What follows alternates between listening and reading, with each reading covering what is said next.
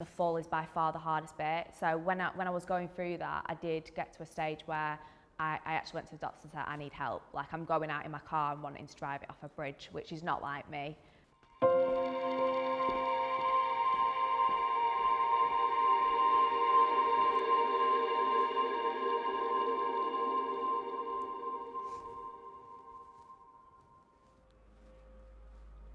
So the week before I actually started my hair loss, I was covered in rashes from head to toe. My body completely seized up, I was just prickly heat all over. I even had it on my face, everywhere. There wasn't a patch on my body that I didn't have it. And I had all these lymph nodes up in my neck. So obviously I was concerned about my health, like thinking, what is going on? What is this? I felt fine, I didn't feel poorly. And then I noticed a patch just a week later at the front of my head, which was just tiny. It was just a little bald patch, probably like a 1p coin. I thought that was a big deal at the time. I was like, oh my God, I'm losing my hair, I'm bald. I didn't obviously anticipate what was going to happen, but at the time, I didn't actually know a lot about alopecia. I just thought that my boyfriend was actually rubbing my head the night before, and I thought that he'd rubbed it too hard and rubbed my hair off. I was actually blaming him. I was like, Curtis, you've rubbed my hair off. So at the time, I put it on social media and said, I've noticed this bald patch, can anyone help me? And then a friend messaged me and said about this company that basically helps people stop losing their hair. Anyway, it turned out to be a big scam. And a complete waste of time. And unfortunately, when you're losing your hair, you don't have time to waste. Ultimately, if you're going to lose all your hair, no one can help you. There's not a cure for it. But it's just the panic and the anxiety that you suffer, which adds to the stress, which then adds to the process and makes it 10 times worse. If I had some guidance, it would have definitely been a lot easier to process and deal with. And not being told to go to a scam company would have helped, but you've got to, unfortunately, that's just what happens. So I was actually on my cross trainer. I put my hair in a pony and I literally was wiping the sweat off my head on the cross trainer. I could feel like it felt like it's just been waxed. And I was like, this is just not right. So I obviously, as most girls would do, started taking pictures, started sending them to my boyfriend, started saying something's not right. And then it was about 2 weeks later, it then started getting progressively worse, to the point of I couldn't brush my hair without it literally just coming out. I can't actually explain the feeling of, it's desperation. You almost want to pick it back up and put it back on your head and go, no, stop coming out. You don't know what's going on. You're worrying. You're thinking, is this normal? Like, am I okay?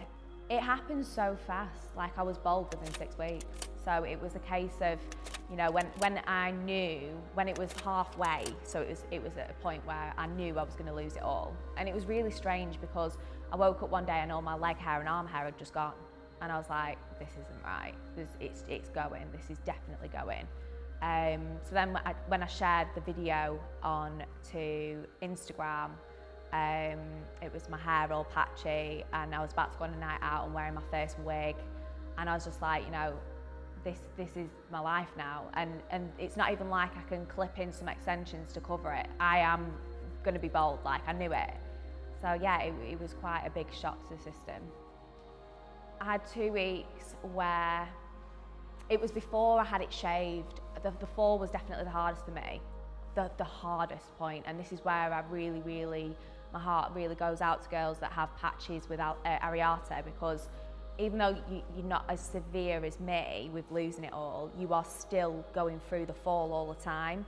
Social media almost helped me because the support I got back from sharing and embracing it and being like, I'm not going to let this win, I'm not going to be depressed, I'm not going to go on antidepressants. So I did for 2 weeks and then I was like, no.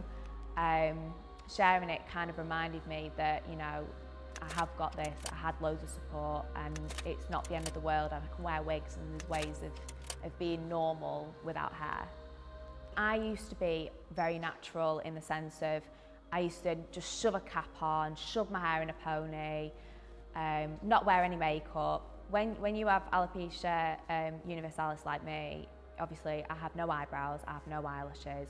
So now, when I don't have any makeup on, I look poorly, like I do. And when I don't have my wig on, I do look poorly. My boyfriend, bless him, I wear a hat around the house, and I never go out without anything on, ever. Like, I'm just not comfortable doing it. I don't feel like it's necessary.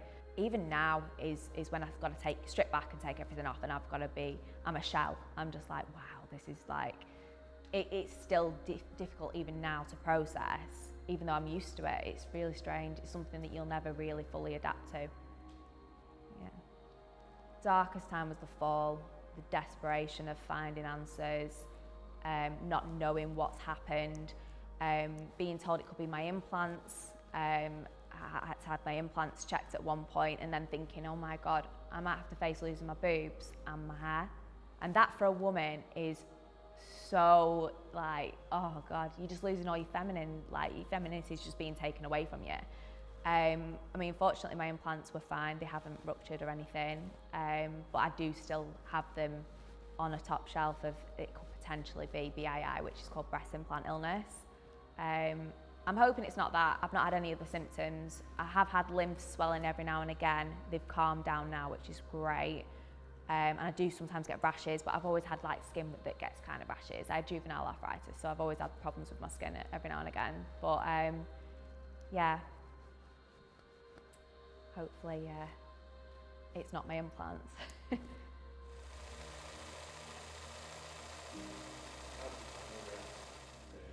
Oh God, my mum was the worst, bless her. She's amazing, I love my mum to pieces, but because it happened in COVID, my mum lives in Marbella, my dad lives in Monaco, my brother lives in Ibiza. So like, I literally just had my boyfriend to depend on.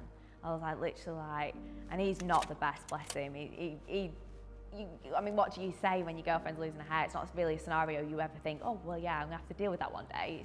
It's out of the norm, and you don't know what to say, and you try, and I had to sympathise with him because obviously I probably pushed him away. I probably still push him away now because I feel like, how can you want me sometimes? Which is awful, but you question yourself. But my mum, when I sent her pictures, they were all pretty much like, Zara's a bit of a drama queen. She's not losing all her hair. She's going to be fine. I think when I sent my mum some pictures of my hair, I posted this on social media as well. A lot of it had gone. Like, I had like a few areas. She rang me hysterical, and that was like, yeah. Oh, yeah. Hard. I don't cry. That's weird. Yeah. That was pretty shit.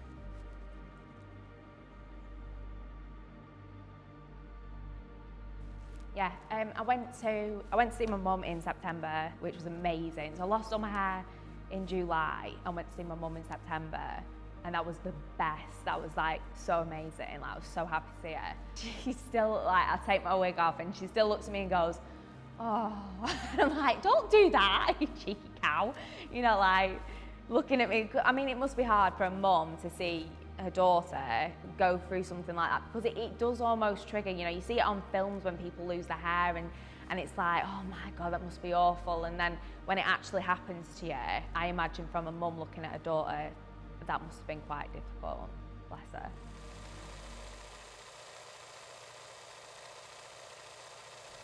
Do you know what? I almost thought, I'm not going to carry on acting like, posting these pictures and being fake. Like, social media is so fake and there's so much pressure, and I was just like, Joe, what? This is me, and the sooner other people accept me, I can accept me.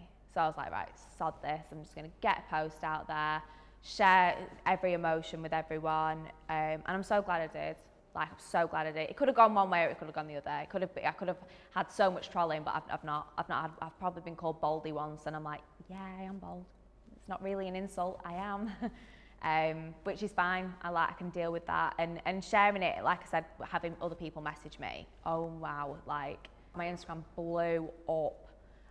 When I shared the posts of my hair loss, it started a little bit like, oh, what's going on here, you know? And then I got more and more people like wanting to keep track of what was going on, what the outcome was going to be. The day I posted the actual shaved head picture, I went for like an Amber Rose vibe, which is really weird because I didn't really know about Amber Rose until I lost my hair. The media got hold of it. It kind of went everywhere, and it reached out to an audience that I'd never interacted with. But it was really nice. You know, real girls with real problems. None of this fake malarkey. People thinking they're having a hard time. It's real stuff. So it was really nice. It was quite eye-opening. So I'm currently trying different treatments. So I'm on steroids.